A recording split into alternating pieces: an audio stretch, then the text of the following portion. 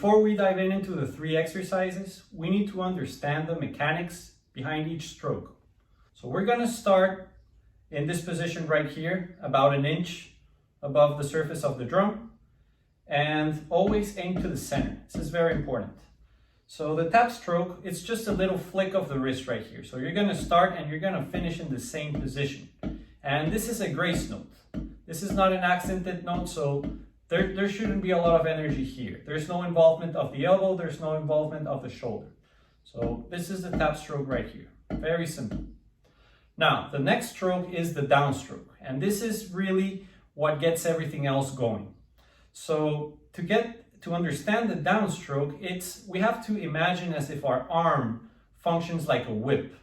So as you see in this downstroke, there's a lot of energy coming, and it all starts right here. So the downstroke, it doesn't start here. It's not this motion here. So what we do is, the first thing is we lift our elbow like this, but our wrist stays very loose. So what this creates is that our forearm right here is parallel to the surface of the drum, but the stick is perpendicular to the surface of the drum. So it's almost like the stick is just hanging there from my fingers.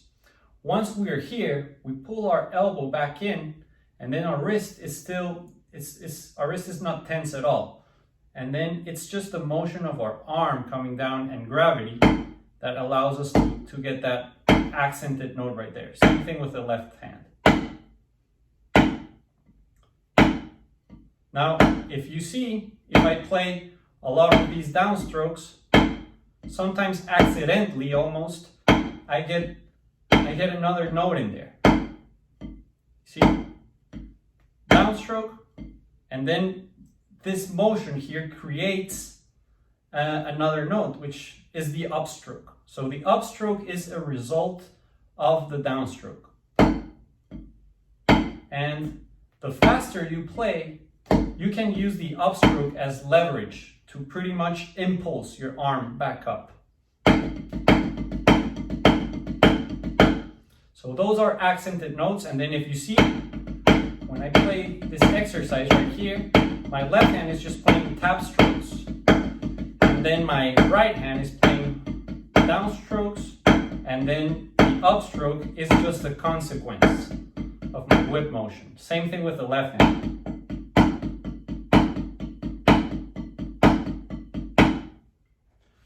This leads to exercise number 1 and exercise number 2.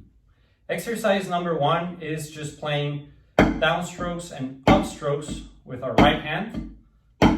So 1 and 2 and 3 and 4 and we're gonna fill this in between with our left hand playing tap strokes. So what this creates is that we're accenting every downbeat. 1 E and 2 E and 3 E and 4 E and 1 E and 2 E and 3 E and 4 E and This takes quite a while to master, so you should start really slow, and you should pay really close attention, especially to your upstroke, because you want your left hand always to be controlled, but you also want to get this rhythm going. And then if you really feel comfortable, try switching it around. So you're going to start with an upstroke this time, and then you're going to accent the end. 1 E and 2 E and 3 E and. It's the same motion. It's just our mind is switching it up right now. So it might be a little bit harder and more confusing. Once you get that down, we're going to do the same thing with the left hand. So we're going to get that downstroke and upstroke going. 1 and 2 and 3 and 4 and. Now you have to be very careful because it's not this. 1 and 2 and 3 and. That's not in rhythm, and that's just gonna cause us to go slower. So it has to be perfectly coordinated. It has to be pretty much involuntary that you hit the drum on your way up. So you see, I'm hitting as I'm going up. That's where I'm making contact with the drum. Once you get that down, same thing. We're gonna play tap strokes with our right hand. Now be careful. our lead hand, or our right hand in my case, likes to take the lead. So this tends to happen a lot. So you really have to discipline your right hand to stay low on the drum. Just tap strokes with the right hand.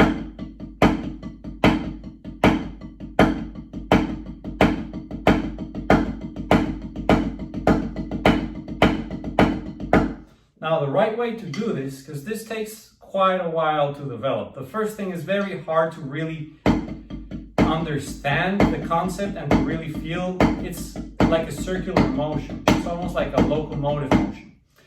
Once you get that done, you have to play it over and over and over. Okay, so you start really slow and just study the motions on your hand. Same thing with your left hand.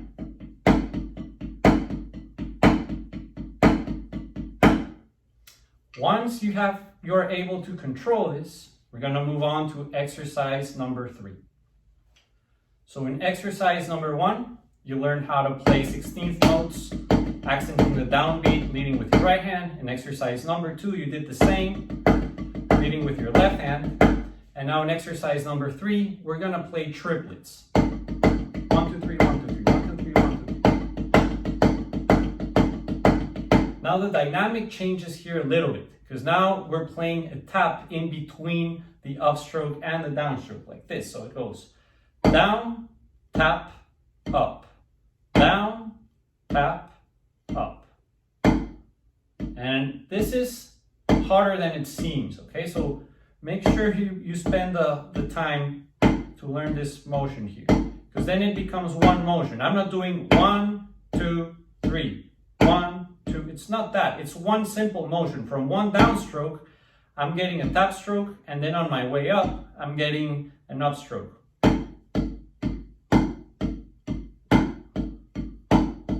And the more you do this, the more comfortable it becomes. Same thing with the left hand. Down, tap, up. Down, tap, up. Down, tap, up. Down, tap.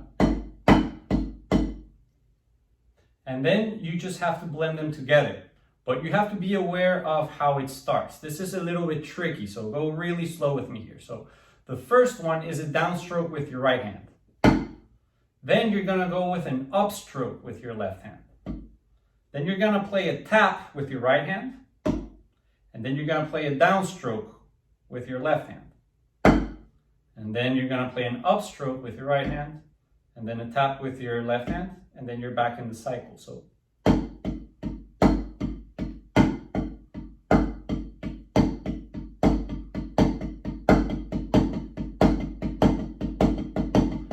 you should feel like almost like if you're passing the energy from one hand to the other.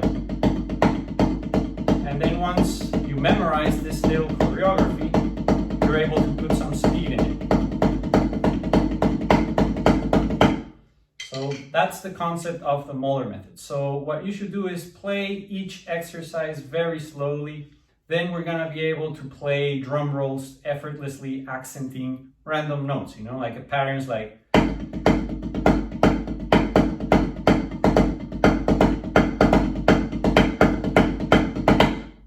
So this is all Moeller technique. This is just a result of in the spot deciding if you're going upstroke or if you're going downstroke or if you're playing a tap. That's all it is.